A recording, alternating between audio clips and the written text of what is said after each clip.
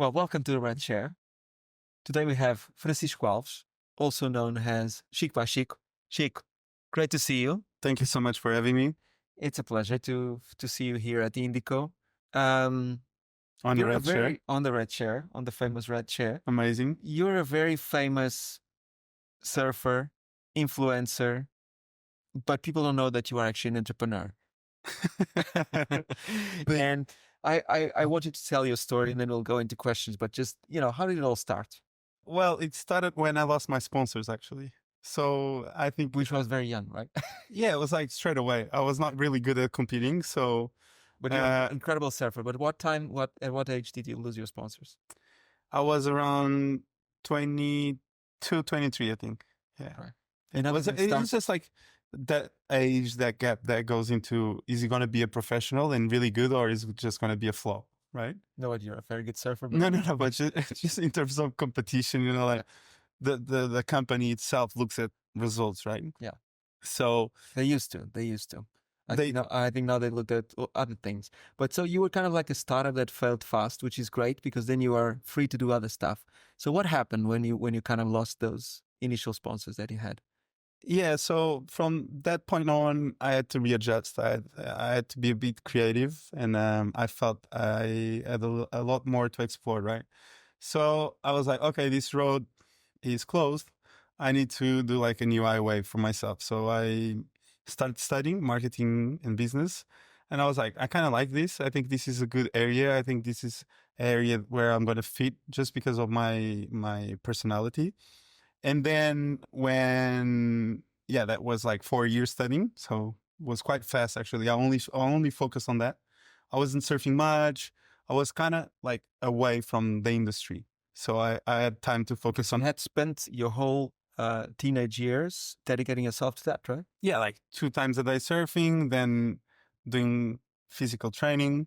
I was kind of like always trying to dodge that bullet because I was not the most hardworking guy in the gym. I never been, actually, but yeah, I was trying to spend as much time as possible in the water. My father always tells me like the best training for surfing is time in the water, right? Yeah. And it's like an old school mindset, but I think it's still a thing, right? Yeah. The more you do something, the more you're gonna get good. But nowadays it's just like you gotta compliment me. Other stuff. Yeah, of course. And then when on the last year on the university, I was like, well, now I'm gonna take a year off. I'm gonna take a year off of 4 years of studying. I need a year off. Because you hadn't taken enough Yeah, yourself. exactly. It's like I had too much of this life. I need a year off. And then Saka, Tiago Pires called me when COVID came in, and I was like, yeah, this is a good opportunity to take a year off, just because like companies aren't hiring much, and it's quite a mess now in the world, and I'm going to take this year off. It's like a pandemic; everyone is at home, right? So you finished your studies right before the pandemic, kind of. Exactly, on the year of the pandemic. Yeah, exactly, just before. So Tiago called me and said, like, well, we have a brand that would like to do something with some ambassadors, and we have a project we would like to discuss with you. And I was like, regarding what exactly? Oh, a YouTube channel. And I'm like, okay, I'm not really into like big numbers. Like, it's only my mother and my sister liking my posts nowadays. It's just like, But you already did posts. no, I was posting, but like my mom and just, like a regular person. yeah, like my mother was getting more likes than me on Facebook, like I was like off, right? And I was like, yeah, but I don't have much exposure right now. There's other kids coming up. Yeah, but I feel like there's a big gap in the industry where there's no one making content in Portuguese related to surfing. And I was like, well, I'm not doing much. I've got nothing to lose because I've got nothing right now. So for me, it's not a hard choice. Let's do it. Then we did like the brand identity of Xico by Chic. We started off with working with Salvador Steele as well and his brother. And they've been working with brands for the past like 20 or 30 years. They've got a lot of experience. So it was quite a fun journey to be involved on making the brand. Like we did like this roundabout with this like sort of like options of my personality. Like, well, you're this, you're this, you're this. And we want to be all this, but not like go on a specific highway. So the brand identity was based on like some factors of my personality. And But yeah, he picked you up, and he kind of proposed that because he knew that you had something. but I never did nothing before that. That was, So how did he come up with this idea? I don't know. It's actually a conversation I never had with him. He saw something in you that you didn't see it yourself. Yeah, I didn't saw for sure. I was like off. I was like, I'm deleting social media soon. I'm gonna start working.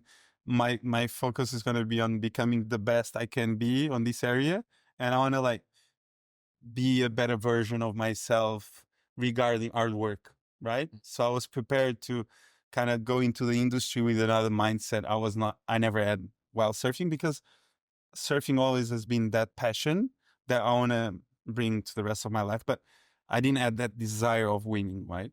And then on that area specifically, I was feeling I had desire to win. I was like, well, I feel like I can be the best on this area, and I can be better than that person, right? And when you're competing, you need to have that desire of being better than the next person to win. And when I was competing, I didn't felt You that. have that, right? But I was like, when if he wins, I'm gonna be happy for him. okay, good for you. Where's the dinner? You know, like let's just have Where's the a beer? good wine. Yeah, the beer. Like I lost on the semis, that's fine.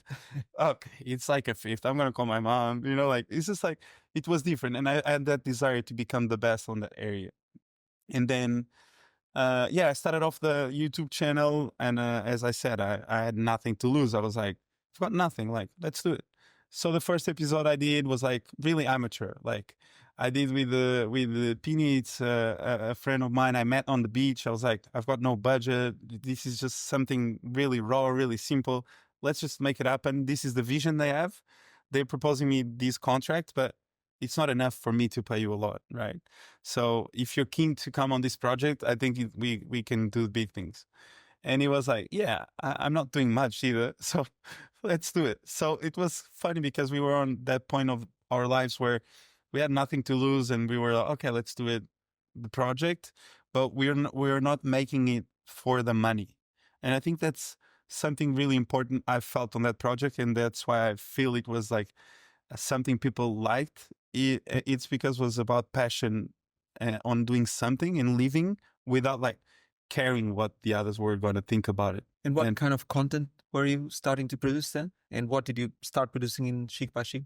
So like For those that don't know the show. so back then I'm not doing anymore. No, I'm not focused on vlogging anymore. I'm going to do a vlog now from Peru with Gabriel. We went on a trip now, but back then we were focusing on uh, showing the behind the scenes of the national circuit, Okay. but not like promoting too much the other surfers, and like just being like cheesy with them, like just Being funny. playing around with them and just showing off people personalities that people have that they don't see while you're competing. And I think the majority of the fans like to see persons and emotions instead of just like a turn, Right. right? Right. And I think that's why we see Netflix investing so much on these shows that show private life. And we were all about like, if we get to people's life and we bring them joy with simplicity, I think it's going to be a major factor for this to result. Either it's you going to serve for just like simple stuff, but people want to live through uh, your life with joy, right? So the main emotion I wanted to pass to the people was joy and being relaxed and just not taking life too serious, right? Mm-hmm. And I was, and is the fun fact is, on the back of the camera, I was living through the most Difficult. the less like joy I had in a while was that period of my life. So I started something to give to people. I start having as well while doing it. So that's why I felt that connection with the YouTube and the vlogging. That was great. That I felt better, and I was growing, and partnerships were coming up, and With brands. yeah, and the budget I was gaining again was even higher than when I was competing. So I was like, wow, this There's is a actually, market here. there's market, right? And I was like, and he's giving me a lot of joy. Like this is like something Something really you'd like. cool. Yeah. So I was doing like, already I had like 20 or 30 episodes done of interviews of just like sometimes it were challenges, sometimes it was just like a surf day, a family surf day. behind the boxing, scene. boxing in the water, just like random stuff like transfers, anything I could do to make content I was doing, and I was releasing one per week, which was 100% focused on that. Like I had to have four good ideas, and I was filming nonstop, and I had to learn how to edit because at the start we didn't have any budget to pay anyone. And for how long did you do this? I did that for 2 years in a row without stopping, like without thinking about money, about what I was investing or gaining from it, just like doing it. You The just purpose liked it, was and you felt that there was a market there, that there was a need from exactly. the people that were the fans, and they wanted to see, behind the scenes kind of Yeah, content. and it was funny because the traction straight away was good. You know, like, it was like the first one at like 50K views, organic, and I was like, wow, organic. Like I didn't put a cent on YouTube since I started off the channel. That was the main law I put into my work because I wanted to be authentic, and I was like, if I grow, I want to be like real. I don't want to have any ad of or paid media into my content because I really want to feel that people that are watching, they really enjoy it. Like I don't want to pay for somebody to start liking me. You know, I was like, if they know me, they're gonna know me through A, B, C, or D. You know, like yeah, And and then yeah, how did you transition to your current content? and the thing was, I did for 2 years, and there's a point like on any project, and you might know that sometimes you need to evolve or just take a step back to quite analyze things and really see what you want to do. Because after 2 years, we did 90 videos, and I felt the joy wasn't There. the same anymore. I was doing again the same mistake I did with surfing. I was doing it because was like I've got to do it, right? And I was like, okay, this is maybe time to readjust and think about another thing that gives me joy. So I saw that the algorithm of Instagram and TikTok and all that had changed a bit. People were looking more into sketches and trying to see.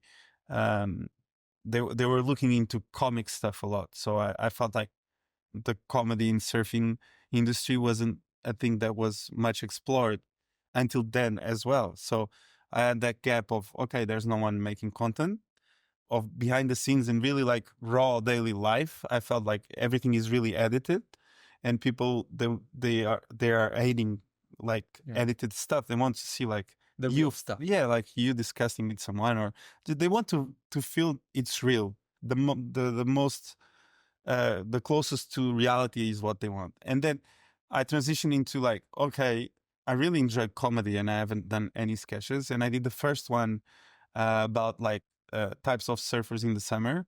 And it was really amateur again. Like the first one I did was the most amateur thing as possible. I was going to film a vlog. I got to the beach and asked my friend, can you just hold the phone? I wanted to film the video. And he was like, what are you going to do? I'm like, I'm just going to pretend I'm various types of surfers in the summer. And he was like, it's firing. You want to do that now? And I'm like, it's 5 minutes. Can you just do that for me? Yeah, yeah, of course. And he goes like, eyes rolling Like back. whatever. Yeah, I go, like, I'm like, okay, I'm going to do it. You're going to laugh. Okay, just chill. And he goes like, I say, and he starts laughing. And we had a good laugh doing it for like 15 minutes. I post the video and I had like 100K views. And I was like, wow. Did you know that you were good in comedy?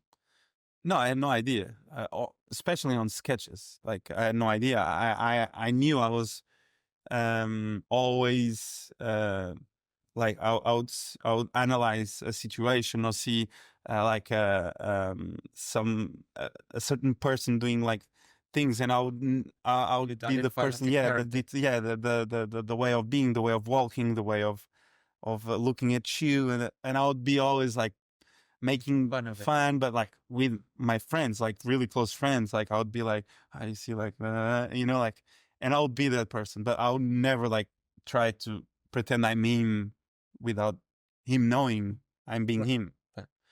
Like because this transition is really hard. Like, how do you play with characters, people that live on the same environment as you, without actually making fun of someone specifically.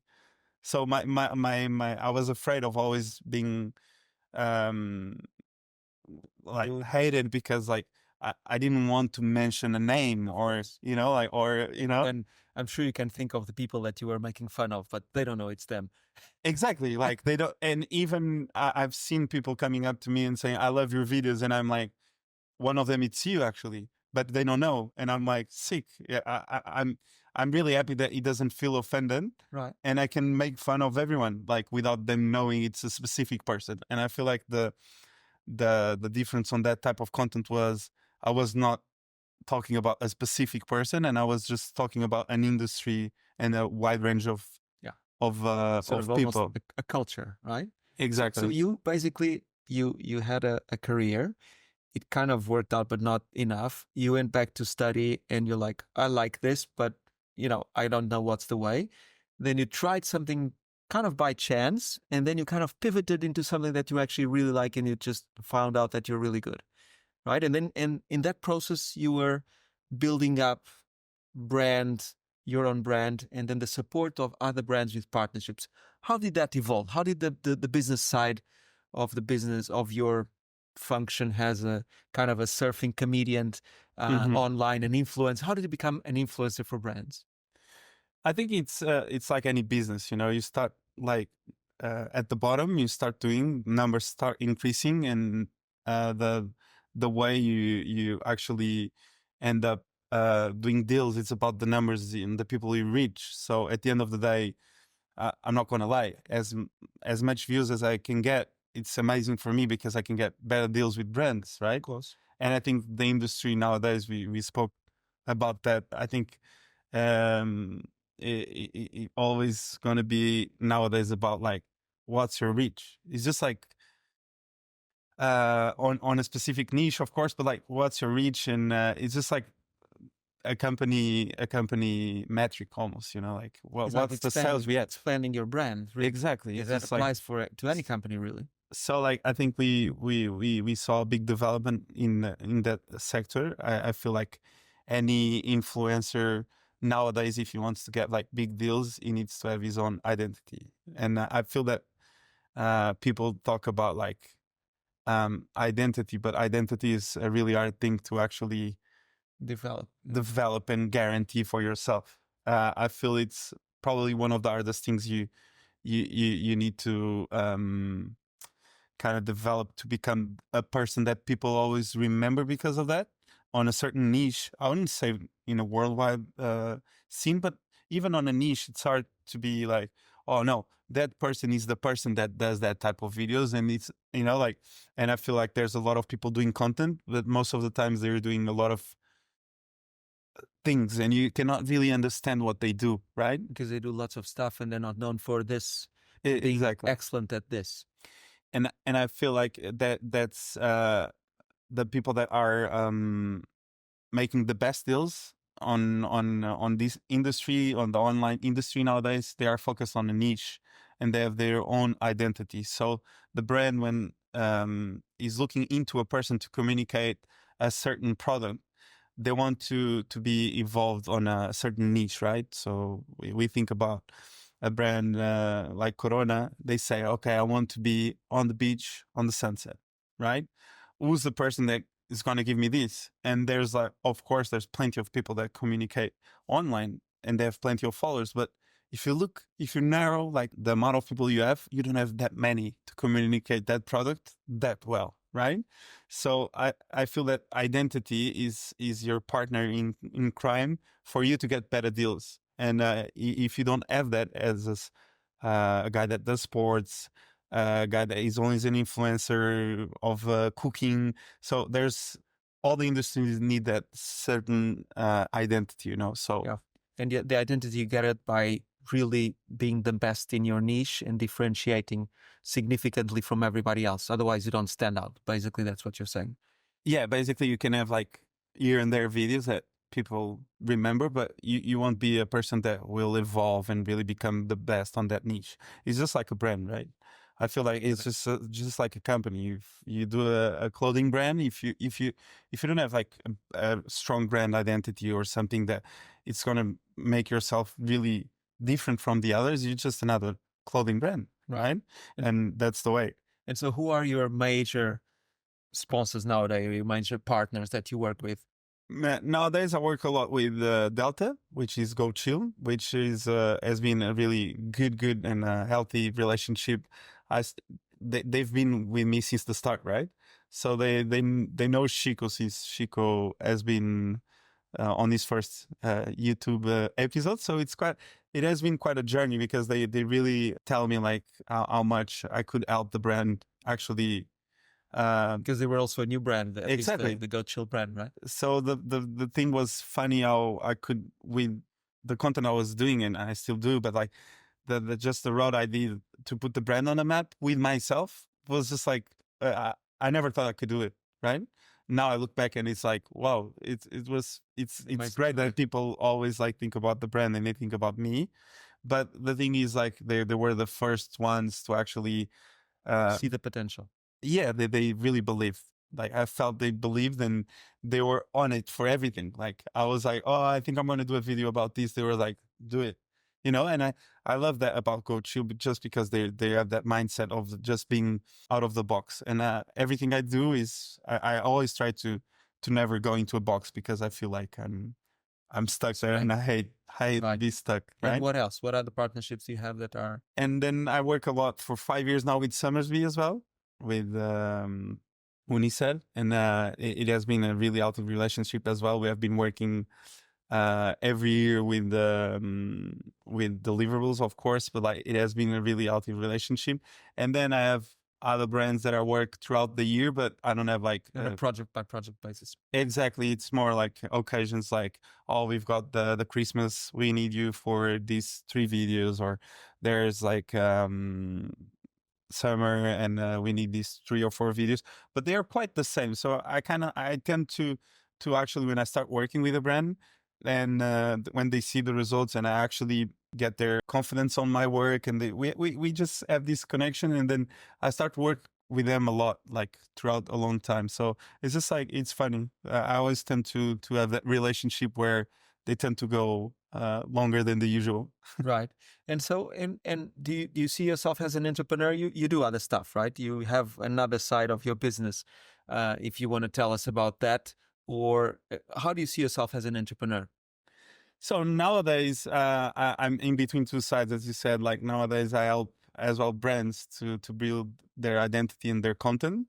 I help other people to actually make their content. So I'm in that position now where I feel like that what I did over the last 3 or 4 years, it's something that people actually look at and say, "Can you help me with something?" And now I've been on that side of like helping brands as well, and helping, let's say, like a surfer. Like I did some stuff for surfers. I don't want to tell the names, but I've helped some surfers over the last year to make content for themselves as well, and write scripts, and actually then try to help them develop something out of the box, inside their box, because there's always that little universe you cannot kind of like run away from. But yeah, now I've been in between those 2 worlds where I help others and I help myself. But it has been quite intense in terms of schedule. I've got less time, and I need to, just like you, I need to have those little boxes on the day and really start to be precise with my timing on doing stuff. So I take everything really seriously. I know it's humor, and it's something to laugh, of course, and everything. It's based on bringing that joy, but on the back office, it needs to be professional and well think. And I've been working Sunday and Saturday for the last 3 years. Right. But I see that you still have time to do some great surf trips. You were recently with Gabriel Medina in Peru. Yeah, great experience, right? I feel like sometimes we need to take some time off and just really bring back the child, the being that child again of the surf stuff. And we had that. We were like, yeah, you were on a quite long relationship, and I miss you. And I'm like, I miss you too. And I was like, okay, let's just like bring back the good times. We are in our 30s, and I think it's a good moment to just have long conversations. And it was great. We had a good time in Peru. We had probably the best waves of our lives, Yeah. and we had a lot of good conversations, which is something that on your 30s you start having good conversations about It's life. like looking back, right? Yeah, looking back and forth. It's like That's it's like exactly what I wanted to ask you, just so that before we finish. So if you look back, now what would you tell your younger self to do differently, or what were the principles that you think when when you're talking to very young guys and they're looking, or girls, and looking at their careers, what would you be your kind of mantras? Well, I think the first one is like when you have a certain desire, you got to do it, right? And it has to be that desire that you feel that burns, right? I feel if you want to become like a professional surfer and you have that desire, you got to move mountains. Like even though there's people who's gonna say it's impossible, if you want it and you feel you should do it, just do it. Like if you have that commitment to actually apply that energy, because energy moves For everything. anything you want to do, you just basically need a lot of commitment. Yeah, It's a lot of energy, hard work energy. also, Yeah, right? yeah, Not only energy. passion, it's hard work. Yeah, I feel like it's more hard work than passion, but you Yes. need to have the passion as well. But it's the energy you live through that. Like you gotta put everything into that and be really selfish in terms of like your decisions in life, especially on early ages. Like you need to be really clear minded, and I feel like the family helps a lot as well with decisions. Yes. I feel like it's a main parents are really important on that. Probably the kids don't know that at the time. They hate it. They don't love it, but they are really important. And the mindset of the parents, especially at least one figure, like a father or mother, especially the mindset has to be really specific for them to achieve something. And on a world like today, we see that you need to have a lot of drive and a lot of commitment to actually make it happen. Just because stand out a little. yeah, yeah, you have to be special. And if you don't, if you're not ready to make that extra, That's when no one is seeing, like at night and working until night and doing in the morning, early morning, like on any industry, I feel like that's something you have to have. that's the key. So yeah, the key is to give always more, and don't complain about Exactly. nothing. And what about the future? What I know that, I mean, you have incredible potential to go global in different areas of your business. What do you want to achieve? What's the plan that you can Well, share? I think in terms of personal life, I want to always live like a simple life. I really enjoy home. I really enjoy Portugal. I'm not seeing myself living abroad, but of course, I have some really good ideas on my pocket, and You don't need to share. You don't. I need to share. I'm on the red share, but I don't need to share. But I'm starting to look to invest. Like I'm really now in just saving. I think it's great, but now I'm looking into investing in other areas. And as I said, not always stay on the box, right? I love this industry. I love what I'm doing, and I think it's great. But I want to explore always more, and I think there's plenty of options nowadays, and there's always good opportunities around us. You just have to be wide open to Your eyes open. yeah, just to Amazing. go with them. Yeah, Amazing. So basically, from student to entrepreneur to investor. yeah, I think that's the way. Sounds familiar to me. I think that's the way. You did it. You did it. I think it's the way. If you have the drive, you can do it. Yeah. Yeah. Xico, great to see you. Thank you so much. Great to have you at the Red Chair. Thank you very much. This episode. Thank you, guys.